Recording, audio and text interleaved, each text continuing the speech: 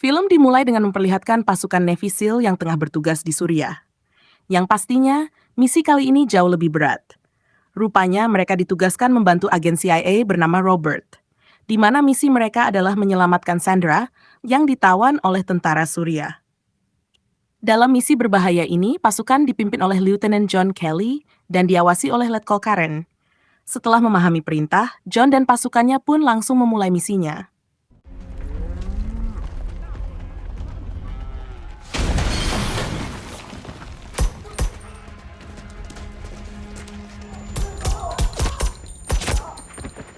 Setelah berhasil menyelamatkan Sandra, John menemukan fakta bahwa tempat itu bukanlah markas tentara Suriah, melainkan markas tentara Rusia. Di sini, John mulai curiga terhadap Robert karena misi ini terasa sangat mencurigakan. Lalu saat akan keluar dari sana, tiba-tiba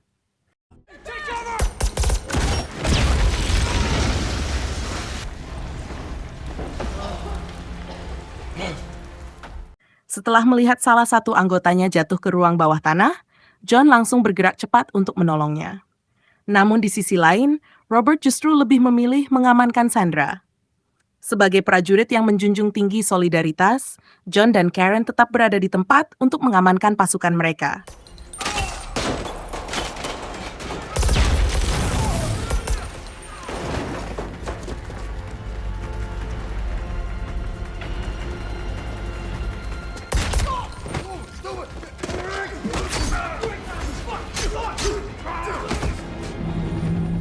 Setelah berhasil melumpuhkan semua musuh, John kabur dengan helikopter yang memang sudah disiapkan di sana.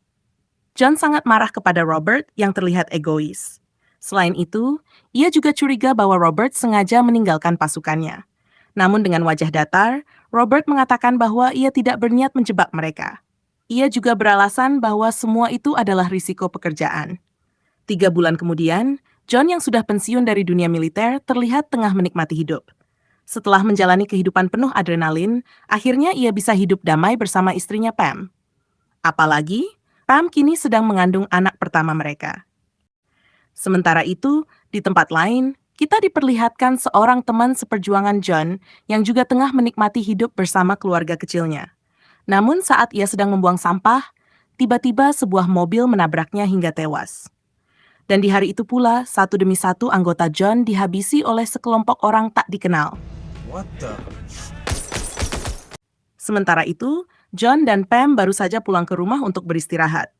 Namun, John yang tidak bisa tidur memilih bersantai terlebih dahulu di lantai bawah. Tak lama setelah itu, sekelompok orang bersenjata diam-diam menyelinap masuk ke dalam rumah.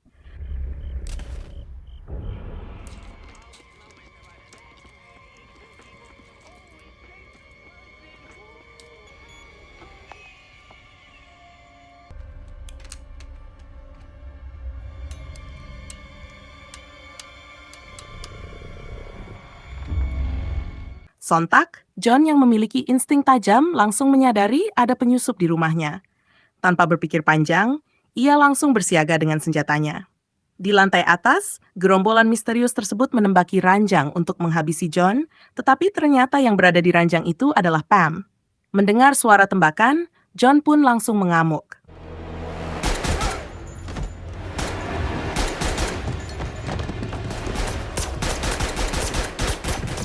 Walaupun sempat terkena tembakan, John mampu melumpuhkan mereka. Namun sialnya, salah satu dari gerombolan itu masih hidup dan berhasil melarikan diri.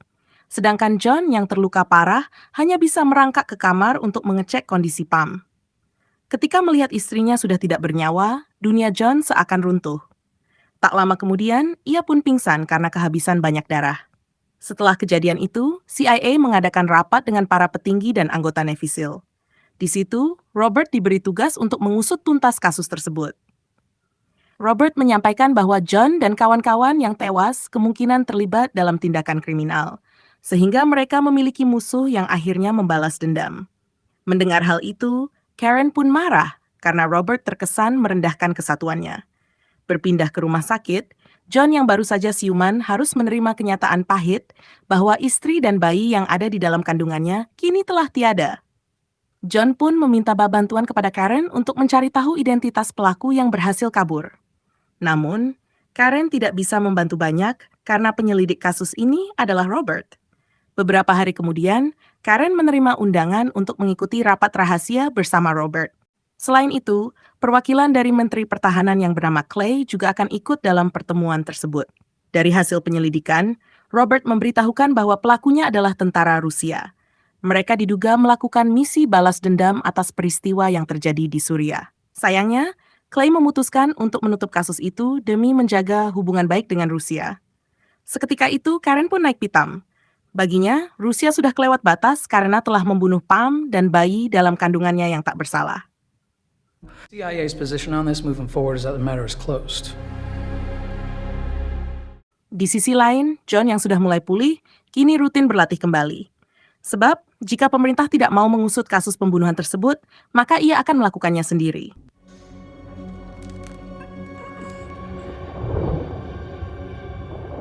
Usai berolahraga, ia mendapat kabar dari Karen bahwa pelakunya adalah tentara Rusia. Namun CIA dan pemerintah justru memilih menutup kasus ini. Prihatin dengan kondisi John, Karen akhirnya memberikan informasi tentang seorang pembuat identitas palsu bernama Mas Andre. Si Andre inilah yang membantu tentara Rusia masuk ke Amerika. Jadi, besar kemungkinan dia tahu siapa dalang di balik semua ini. I got him from Secretary Clay. Andrei Vasiliev, ex-FSB, he's the one. Malam harinya, John pulang ke rumah dengan perasaan sedih yang menghimpit dadanya. Hatinya terasa hampa. Di dunia yang kejam ini, ia merasa tak mungkin bisa hidup tanpa Pam yang selalu ada di sisinya.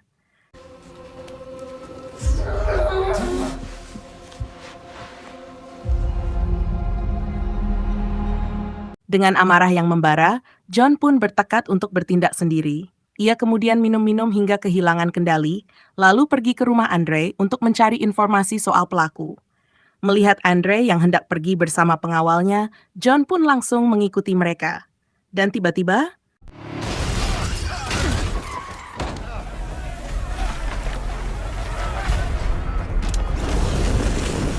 setelah membakar mobil Andre, John nekat masuk ke dalam kendaraan tersebut. Di tengah kepungan api, John memaksa Andre untuk memberitahu nama pelaku. Karena takut mati terbakar, Andre akhirnya memberitahukan bahwa pelaku yang berhasil kabur itu bernama Viktor Rykov. I'll give you a name. Give me a name. Give me a name and I'll make it quick. Viktor Rykov. Akibat tindakan John tersebut, hubungan antara Amerika dan Rusia semakin memanas. Bahkan, kedua negara itu diprediksi akan berada di ambang perang dalam waktu dekat.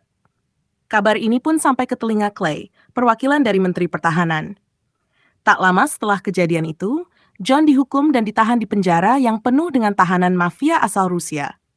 Saat dikunjungi oleh Karen, John mengatakan bahwa ia sudah mengantongi satu nama. Bagi John, kasus ini bukan hanya soal dendam pribadi, tapi juga soal harga diri yang diinjak oleh negaranya sendiri. Padahal, ia adalah seorang veteran yang seharusnya dihormati atas jasanya. Karena itu, John bersumpah akan mengejar si pelaku kemanapun ia pergi, entah bersembunyi di Moskow atau di ujung dunia sekalipun, tetap akan ia kejar. Namun sialnya, penjara tempat John ditahan dipenuhi oleh orang-orang Rusia dan para sipir yang sangat brutal. Mereka memancing amarah John, yang pada akhirnya membalas dengan aksi tanpa ampun.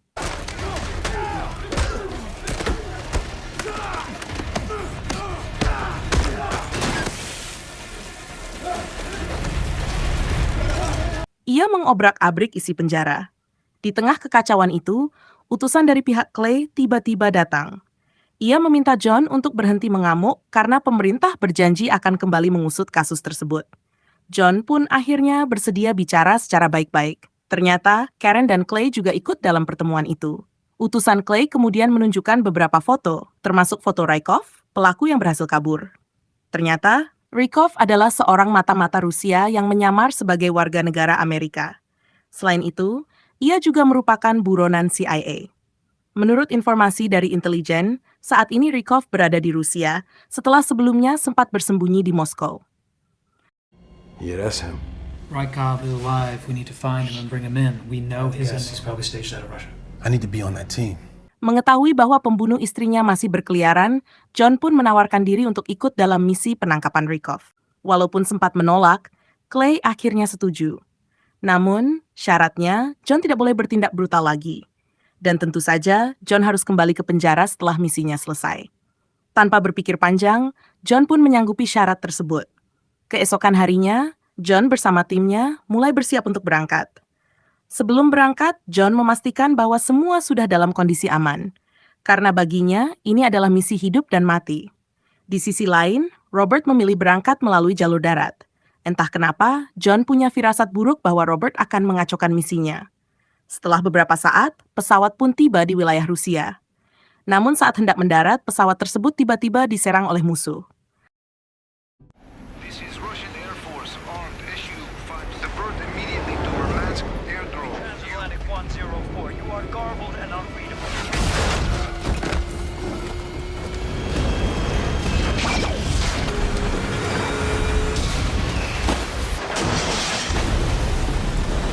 Untungnya, John jatuh ke tengah laut. Tanpa berlama-lama, ia langsung melakukan evakuasi untuk menyelamatkan pasukannya agar tidak tenggelam.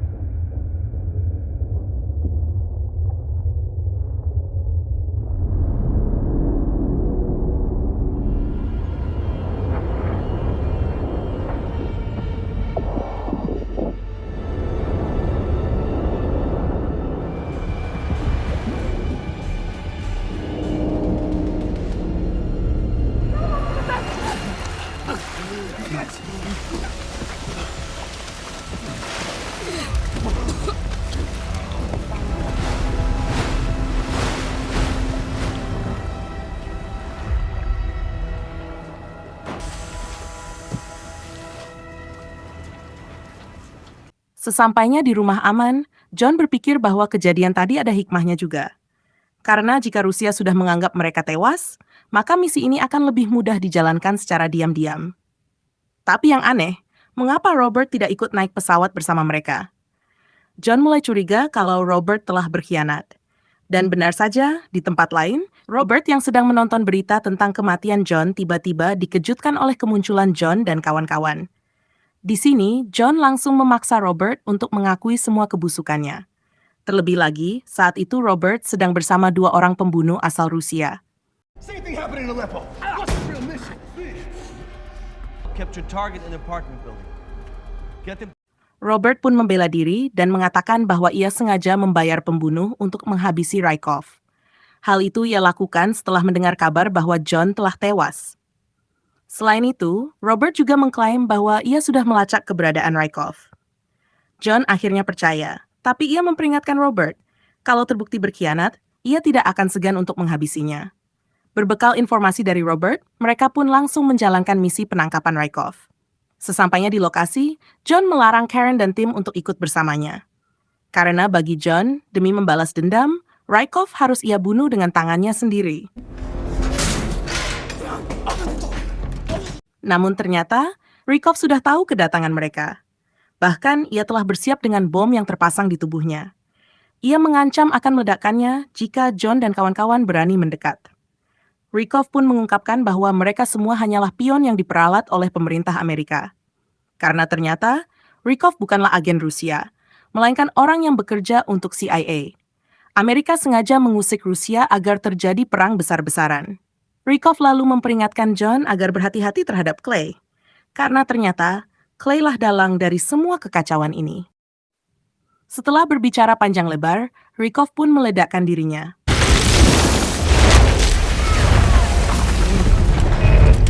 Let's get out!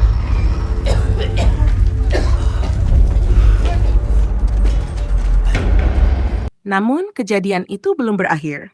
John tiba-tiba diserang oleh seorang penembak jitu yang berhasil menembak salah satu anggota timnya. Dengan sigap, John langsung membagi tugas untuk menghalau tembakan musuh. Third floor, second wing down!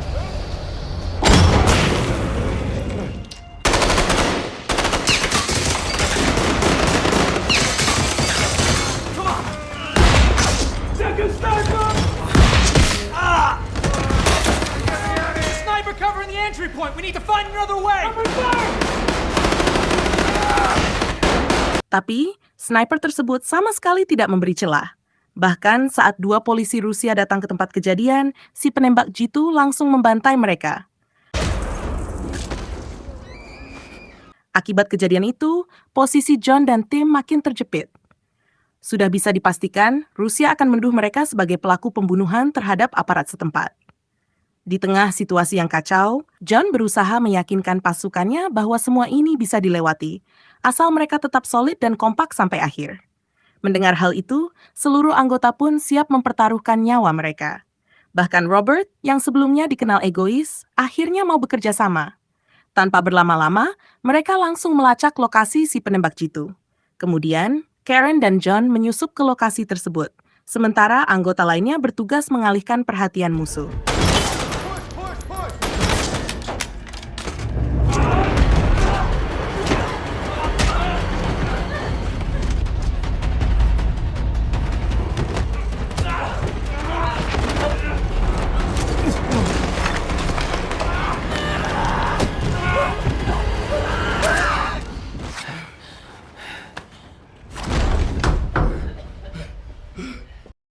Setelah berhasil membunuh sniper itu, John buru-buru keluar dari tempat tersebut. Namun sialnya, mereka sudah dikepung oleh polisi dan tentara Rusia. Selain itu, salah satu anggota juga tewas karena kehabisan darah.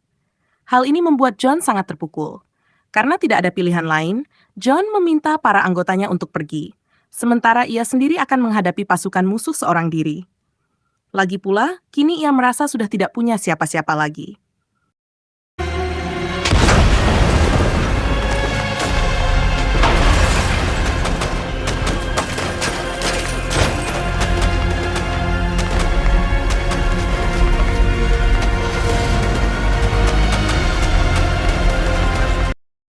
Berkat kenekatannya, akhirnya Karen dan anggota lain berhasil lolos. Di tengah kekacauan itu, John masih harus melawan puluhan musuh.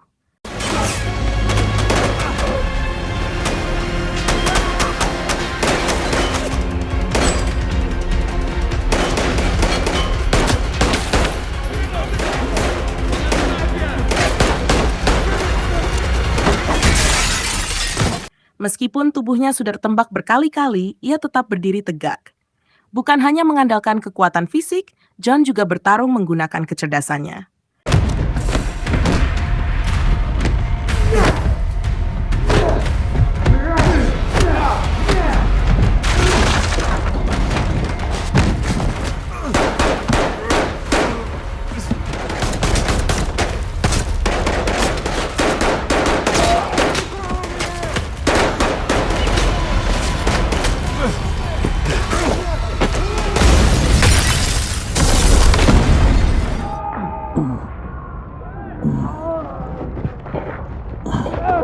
Setelah melumpuhkan para musuh dengan kemampuannya, ia berhasil meloloskan diri dengan menyamar sebagai tentara Rusia.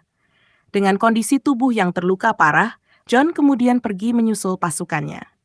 Beruntung, nyawa John berhasil diselamatkan oleh Karen.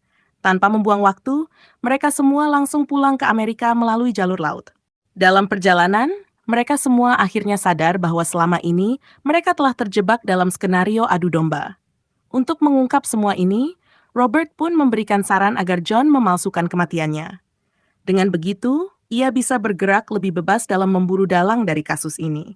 John pun setuju. Ia juga mulai menyadari bahwa Robert sebenarnya bukan orang jahat, hanya saja karakternya memang sedikit egois. Suatu malam, Clay sedang makan malam di sebuah kafe premium.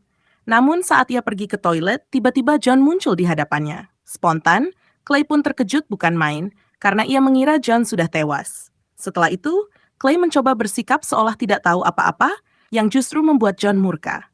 Akibatnya, John pun langsung menghajarnya. I don't know what you think you're doing, sailor. Saat siuman, Clay panik karena mendapati dirinya diborgol di dalam mobil. John menuntut penjelasan dari Clay, mengapa ia tega melakukan semua ini. Awalnya, Clay memilih bungkam. Tapi John mengancam akan menyakiti anaknya jika ia tetap diam. Akhirnya, dengan terpaksa, Clay mengaku bahwa ia melakukan semua itu demi membuat Amerika lebih disegani. Menurutnya, negara besar harus punya musuh besar juga, supaya Amerika bisa membentuk aliansi dengan negara-negara yang juga bermusuhan dengan Rusia.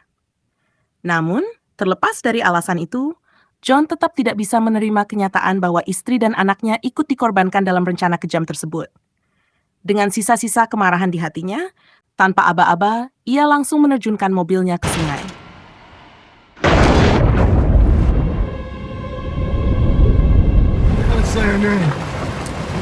Get me out of here!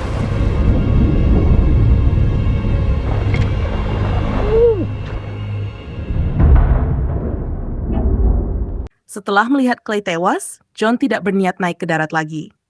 Karena di titik ini, ia lebih memilih berpindah alam agar bisa kembali bertemu dengan Pam dan anak mereka. Beberapa hari kemudian, Karen mengadakan upacara pemakaman untuk John. Di sana, ia membuat makam John berada di samping makam Pam agar mereka tetap bersama, setidaknya secara simbolis. Namun, saat Karen hendak pulang, sebuah kejutan terjadi. Ternyata, John masih hidup. Rupanya, Karen berhasil menyelamatkan John saat ia tenggelam di sungai. Dan sesuai dengan rencana mereka, John akan menjalani hidup baru dengan identitas yang berbeda.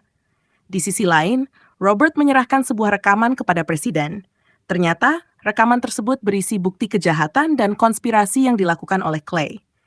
Keesokan harinya, John memutuskan untuk mengasingkan diri. Di sini, Karen sudah menyiapkan paspor baru untuknya, dengan nama baru, John Clark.